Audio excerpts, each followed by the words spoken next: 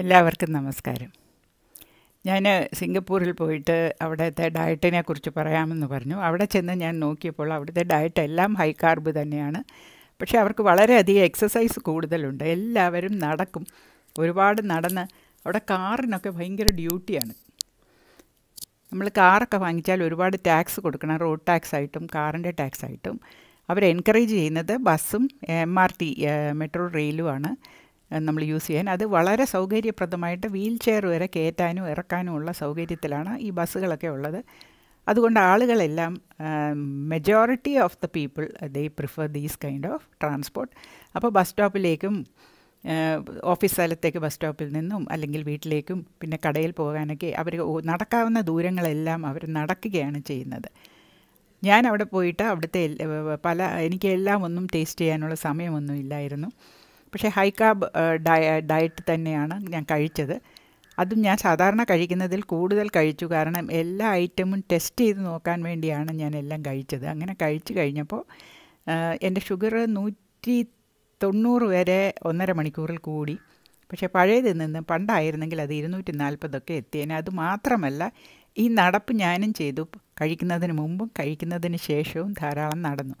അപ്പോൾ എൻ്റെ sugar dangerous ലെവലിലൊന്നും പോയില്ല എങ്കിലും ഇതിൻ്റെ ഇമ്പാക്റ്റ് എനിക്കിപ്പോൾ ഫീൽ ചെയ്യാം. രാവിലത്തെ എൻ്റെ ഫാസ്റ്റിംഗ് ഷുഗർ 120 120 മേളിലേക്കും ഉയർന്നിട്ടുണ്ട് ഈ ഹൈ കാർബൊക്കെ 3 ദിവസം കഴിച്ചപ്പോഴേക്കും.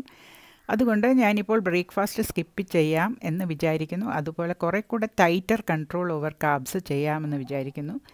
ചോറ് കംപ്ലീറ്റ് ഒഴിവാക്കി ഉച്ചയ്ക്ക് കൂട്ടാനുകൾ മാത്രം നെയ്യും നോൺ വെജുമായിട്ട് കഴിക്കാം എന്നൊക്കെയാണ് ഇപ്പോഴത്തെ എൻ്റെ പ്ലാൻ. അതെങ്ങനെ വരുമെന്ന് അറിഞ്ഞുകൂടാ.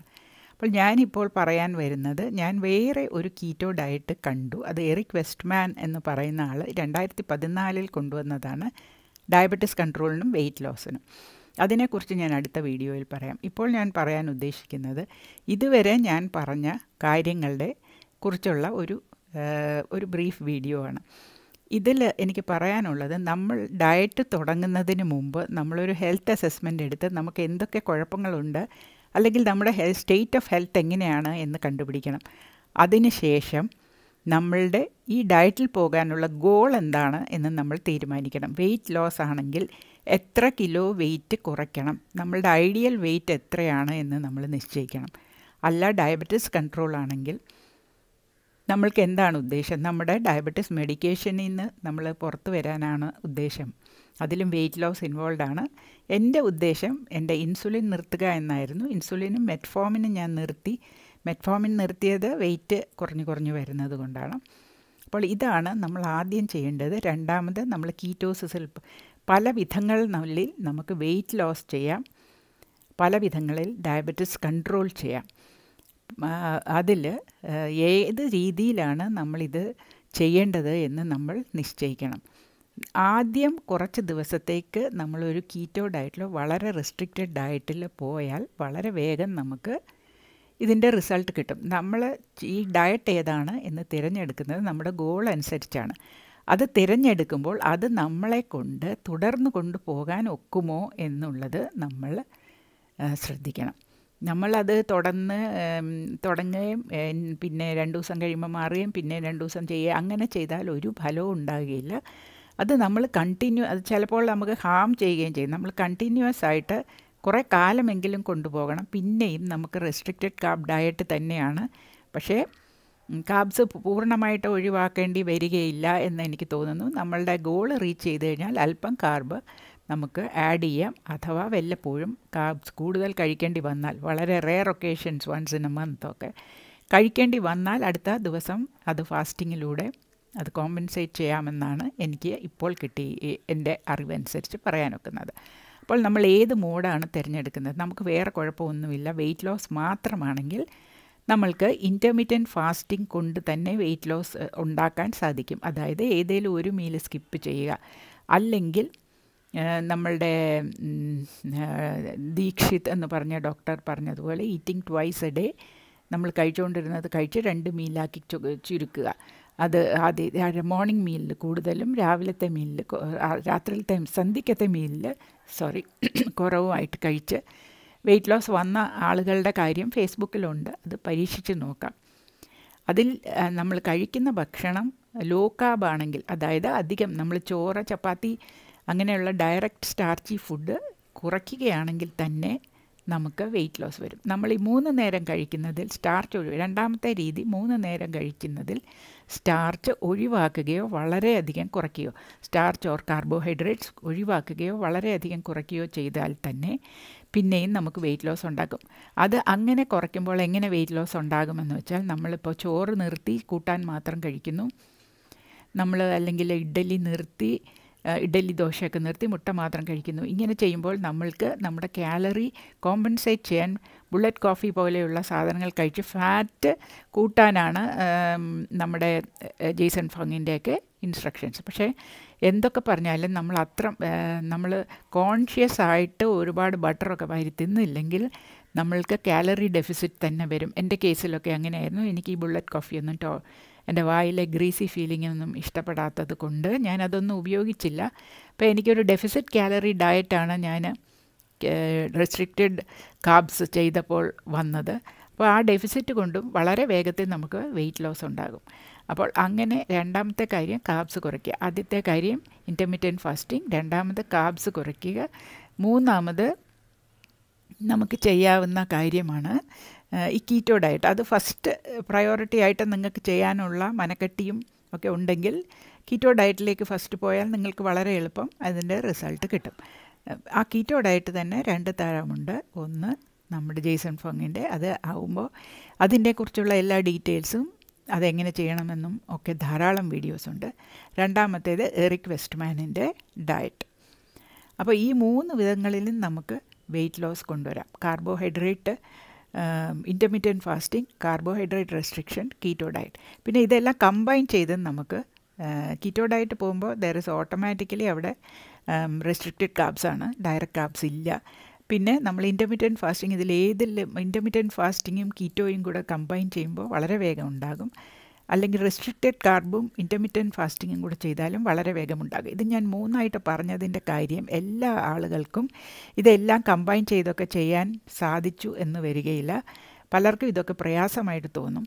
അങ്ങനെ പ്രയാസമുള്ളവർക്ക് വേണ്ടിയാണ് ഞാനിത് 3 ഇൻഡിവിജ്വലായിട്ട് പറയുന്നത്. കീറ്റോ എന്ന് പറയുമ്പോൾ റെസ്ട്രിക്റ്റഡ് കാർബ് അതിൽ വരുന്നു, പക്ഷേ റെസ്ട്രിക്റ്റഡ് കാർബ് എന്ന് പറയുമ്പോൾ കീറ്റോ അതിൽ വരുന്നില്ല.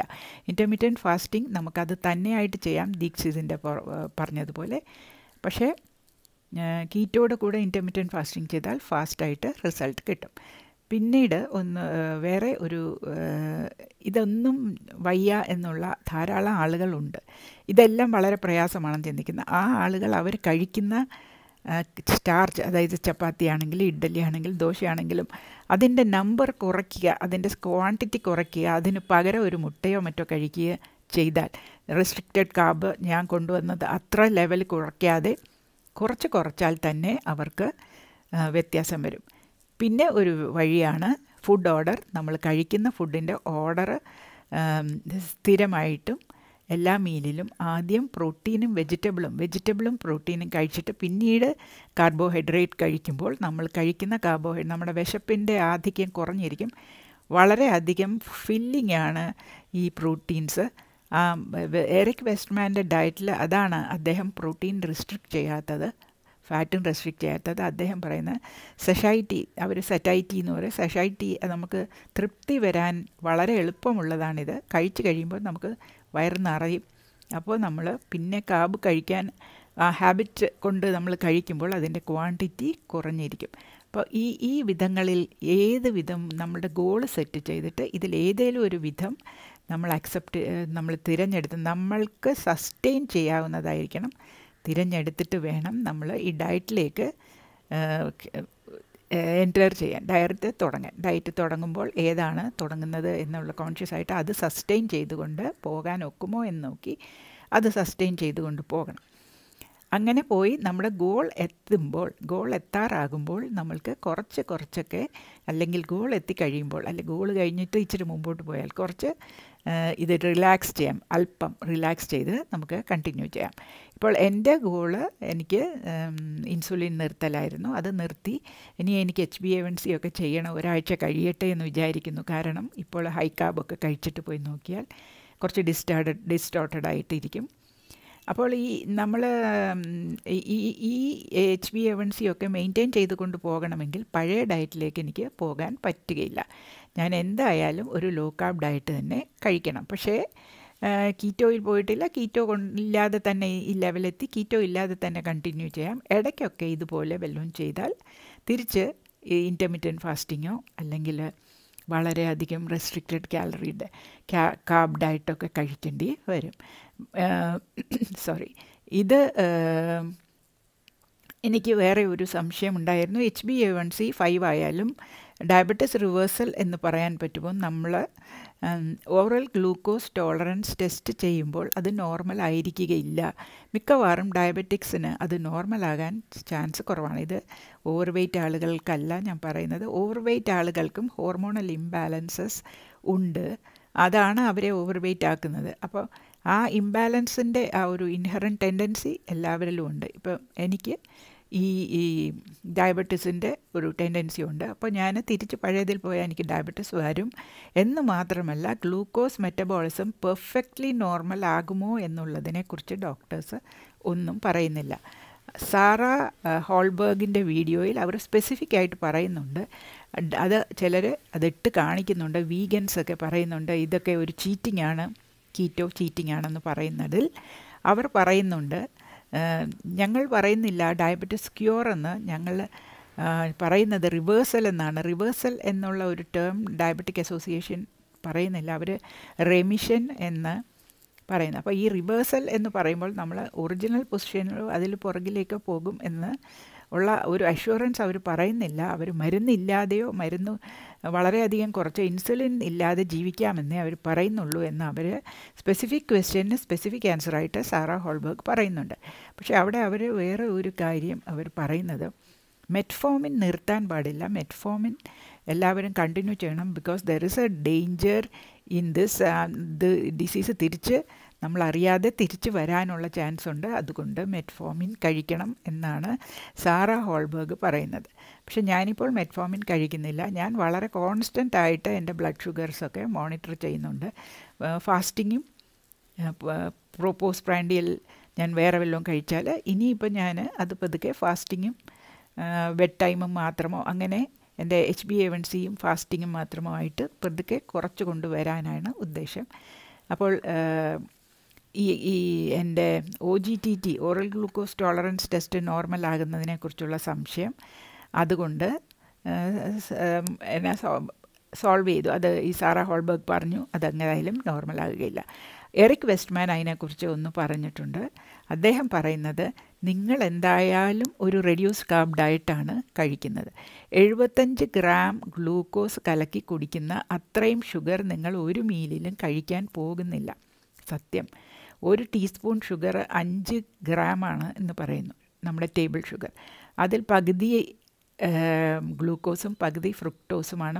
ഫ്രുക്ടോസ് ബ്ലഡ് ഷുഗർ റേസ് ചെയ്യുന്നില്ല. അപ്പോൾ പകുതി എന്ന് പറയുമ്പോൾ 2.5 ഗ്രാം. അപ്പോൾ 5 ഗ്രാമിൽ 2.5 ഗ്രാമാണ് ഗ്ലൂക്കോസ്. അപ്പോൾ നമ്മൾ 75 ഗ്രാം ഗ്ലൂക്കോസ് കഴിക്കണമെങ്കിൽ എത്രമാത്രം? 30 സ്പൂൺ, 5 ഗ്രാം 2.5 ഗ്രാം എന്ന് പറഞ്ഞാൽ 30 ടീസ്പൂൺ ഷുഗർ നമ്മൾ കഴിക്കുമ്പോഴാണ് 75 ഗ്രാം ഗ്ലൂക്കോസ് നമ്മുടെ ഉള്ളിൽ പ്രവേശിക്കുന്നത്.